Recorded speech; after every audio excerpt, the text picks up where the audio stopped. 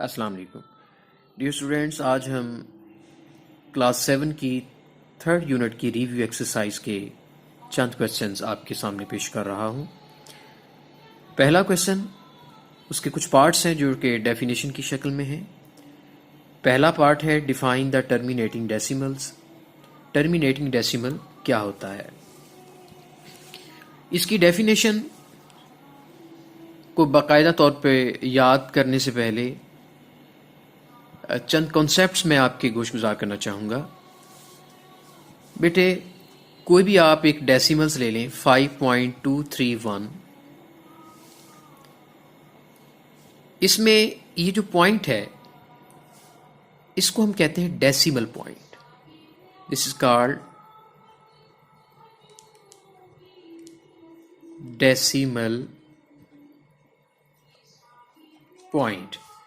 Decimal point के बाद जो नंबर ऑफ डिजिट्स हैं ये लिमिटेड है, सो ऑन नहीं है,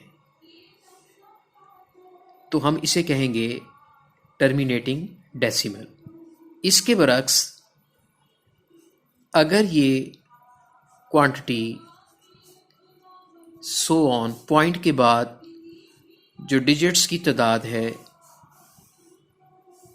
वो लामहदूद यानी अनलिमिटेड होती, तो फिर हम इस डेसिमल को कहेंगे नॉन टर्मिनेटिंग डेसिमल।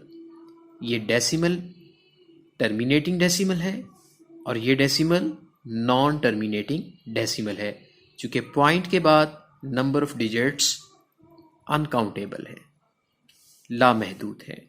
यहाँ पॉइंट के बाद जो डिजिट्स हैं वो लिमिटेड हैं, फाइनाइट हैं, यहाँ पर इनफाइनाइट है।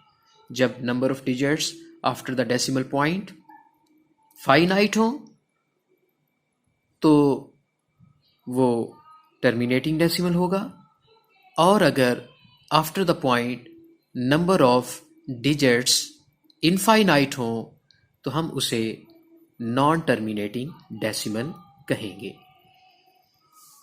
इसके बाद सेकंड में देखिए, ये तो पहला पार्ट था। सेकंड पार्ट में right the name of 2 classes of decimals.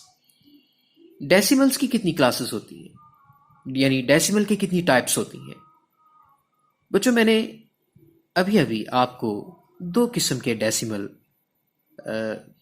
सिखाए हैं, बताए हैं, एक टर्मिनेटिंग डेसिमल और एक नॉन टर्मिनेटिंग डेसिमल।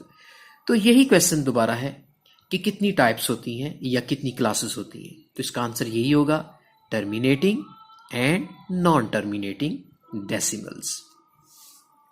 इसके बाद थर्ड में पूछता है which of the non terminating decimals are called recurring decimal.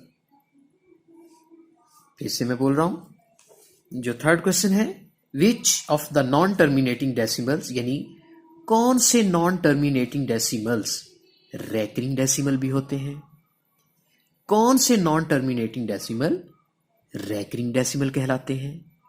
तो आइए इसको समझने से पहले मैं कुछ एग्जाम्पल्स आपके सामने पेश करता हूं।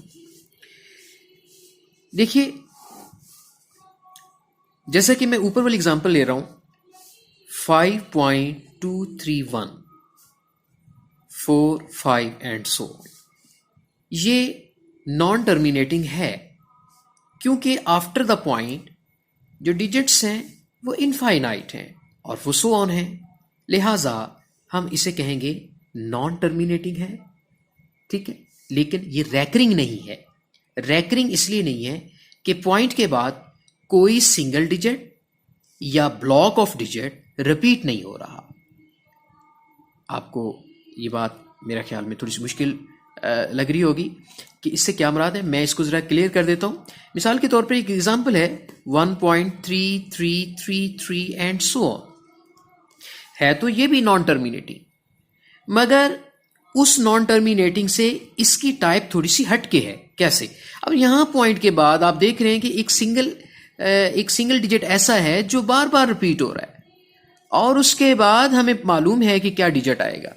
यहां पे देखिए, ये 1.3333 एंड सो ऑन, यहाँ पर ये भी एक नॉन टर्मिनेटिंग डेसिमल है, लेकिन यहाँ पर पॉइंट के बाद एक ऐसा डिजिट 3 जो उसके बार बार रिपीट हो रहा है, एक सिंगल डिजिट ऐसा है जो बार बार रिपीट हो रहा है, तो रीअकर हो रहा है, यानी री अकरिंग।